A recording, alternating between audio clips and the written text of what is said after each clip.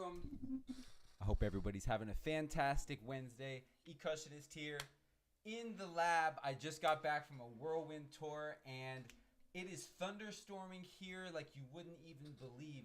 I have continued to have to turn on my internet a couple times. So if we get disconnected like we did last week, and I do apologize for that, then we'll just set up another stream feed on the same YouTube channel, which is NGO Radio Terra.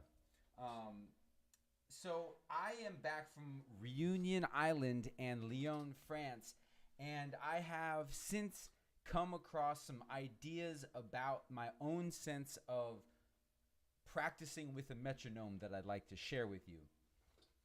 Last couple weeks, been demonstrating some things, playing with the metronome naturally, and demonstrating to the best of my ability, what it's like to play in the center of the beat. But maintaining good time is always what we as a drummer is one of our number one foundational things to focus on is. And how to have good time is work with a metronome and practice different rudiments at various subdivisions so that you can get deeply rooted in all the various ways of playing in a certain tempo. So for instance, we're at 120. You can hear this metronome. I'm gonna put some stuff in my feet. So I'm gonna put this this rhythm right here in my right foot.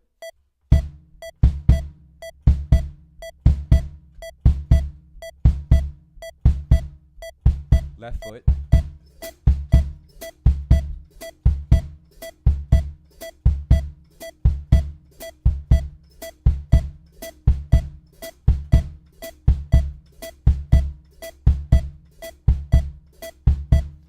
Now, I want to get comfortable at playing at this tempo with a lot of different rhythms. Sometimes when we switch up the rhythm, though, we slow down or we speed up. And I feel like it's really important for us to practice with the metronome in various ways so that we can prepare for being more solid in our approach to playing time. So,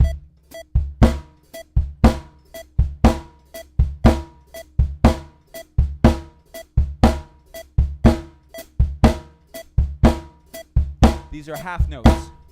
1, 2, 3, 4. 1, 2, 3, 4. Half note triplets. Right?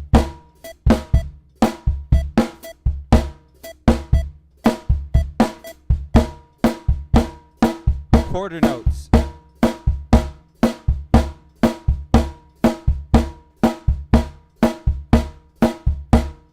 Quarter note triplets.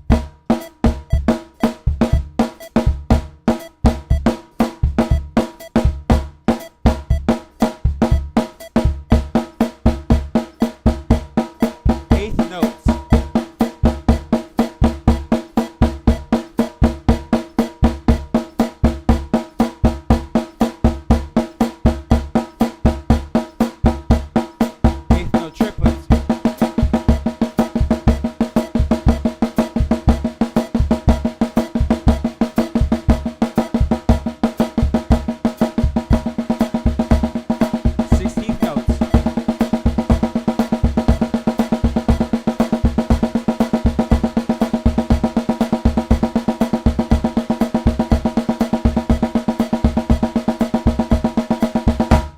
Right?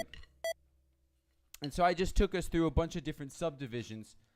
And when we get comfortable at playing all of these subdivisions at every tempo, technically it means that we've worked out all the kinks. And if you noticed, when you have let me back up. Let me say that we haven't worked out all the kinks, but what we've done is technically we've ironed out some of the inconsistencies within our time feel.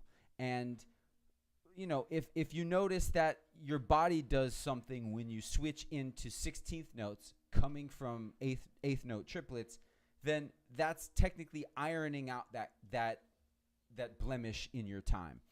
And so that's what running this exercise against every tempo helps you with.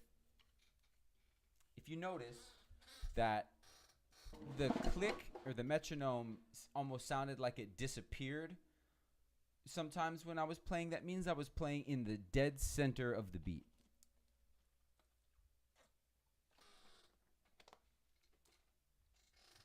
And when you play in the dead center of the beat, it's sort of sonically, it's the fattest place to place your note within time.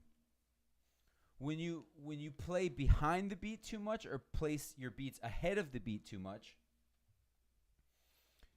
you can hear the click. So for instance,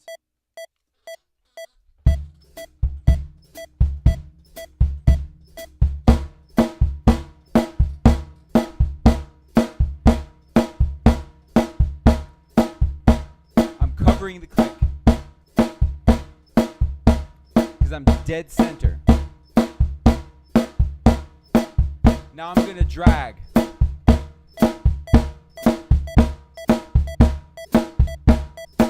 You can hear the click. Let me get back to it.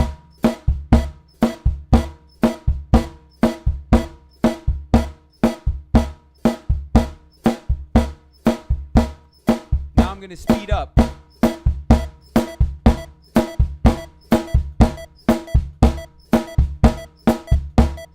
You can hear the click. All right, now I'm back.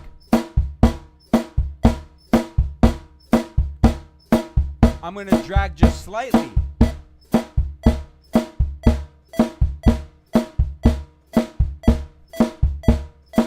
You can hear the click.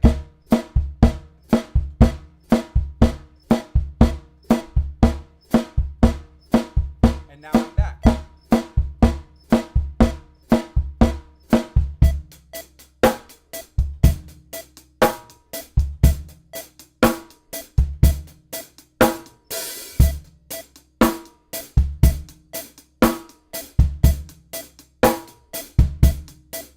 Dragging.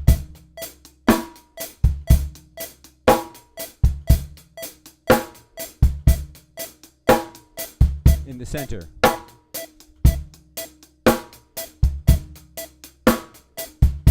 Rushing.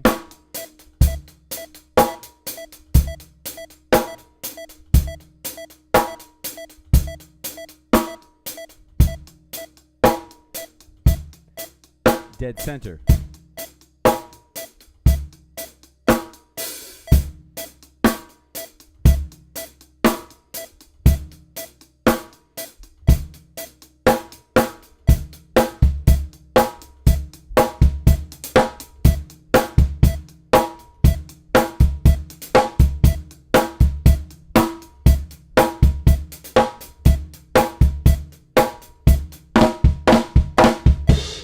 Right? So that's how you know you're playing in the center of the beat, is when you don't hear the click anymore, and that's what we want to achieve. So this really is the whole lesson. It's all about running these tempos at different subdivisions. Let's try another tempo.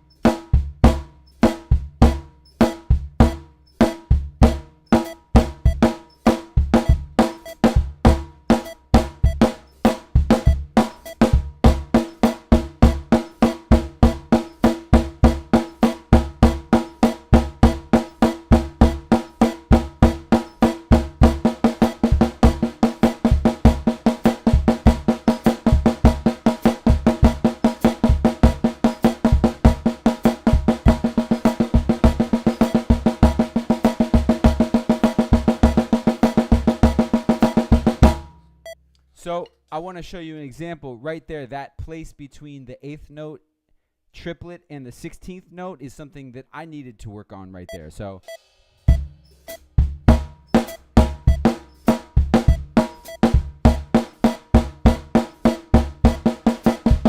right here, going to the 16th note, that's better. So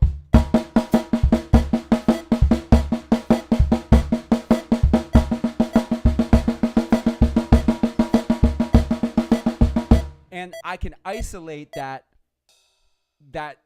subdivision change and get better immediately. If I do this every single day for 5 minutes at a certain tempo for a week, I guarantee you that tempo is going to get better. You're going to get more consistent. And I'd like to impart that this is kind of the foundation of everything that makes us professional. If you can't play tempos without wavering in time when you play a fill that has a triplet, or when you play a fill that has a 16th note, then inevitably it's going to come up on the gig. A band leader could pull you to the side and say, hey, listen, I notice this inconsistency. Or you could hear yourself and you could hear the difference. Those little things right there enable your fills to land stronger and more solid. It enables for you to take solos with other musicians comping for you or accompanying you. And you never drop the time. It allows for you to be able to deliver concise and clear rhythmic ideas the way that you hear it, because sometimes the way that I hear things isn't the way it comes out. And so being more demonstrative, demonstrating in a much stronger way your ideas will help you be more well received as an artist and as a musician. So playing with the metronome is considered one of the things that I think a lot of musicians don't like to do. But I think that if you understand how to play with a metronome properly, it can be fun and it can increase your chances of making money on this instrument because your time will be more solid. So I'm going to go back to it and demonstrate what it's like to play behind the beat, in the center of the beat, and in the front of the beat.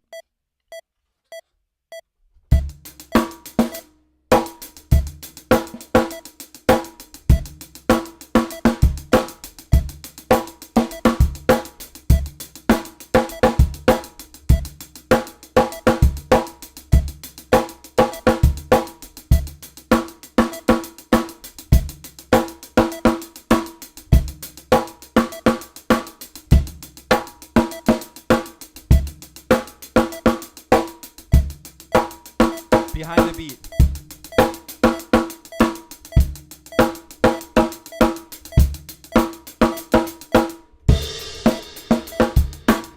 Center.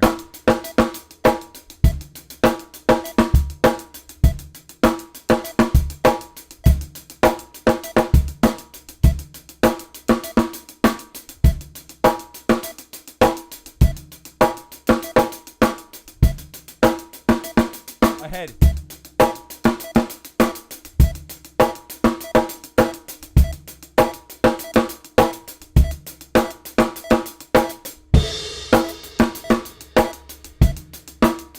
Center again.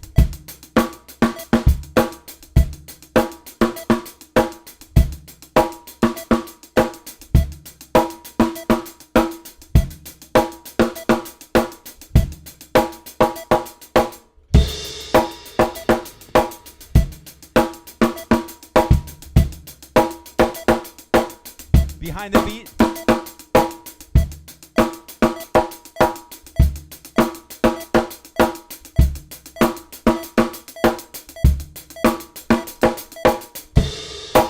Center.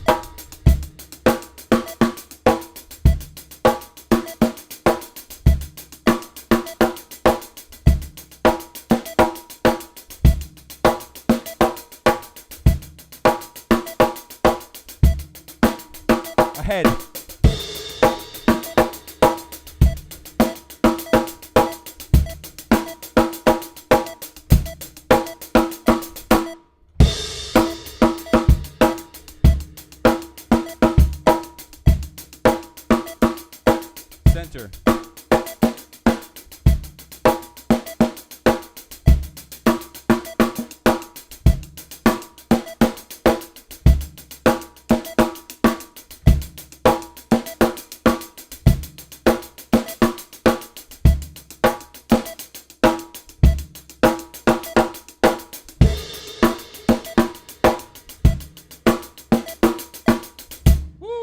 those 16th notes get tiresome in the right hand.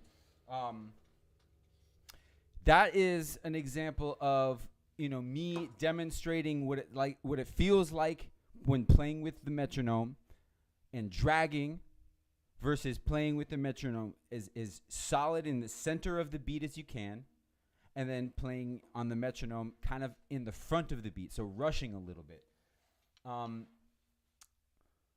Yeah, let's try another tempo.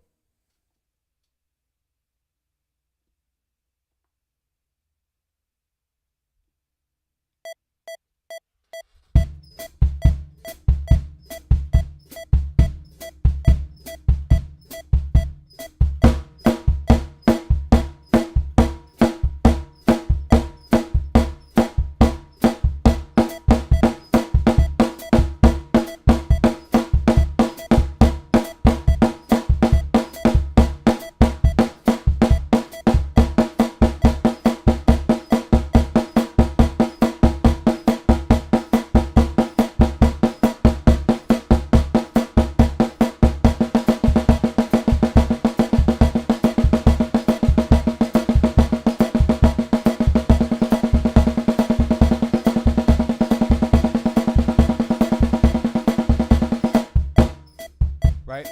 So this tempo's a little faster. I can hear my own inconsistencies, and this is how I work out the kinks.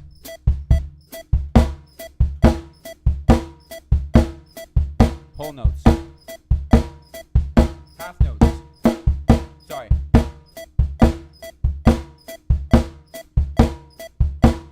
Whole notes.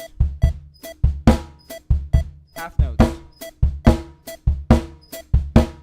Quarter notes.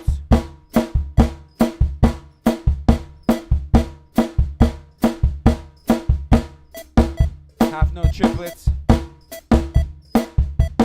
Quarter notes. Quarter note triplets.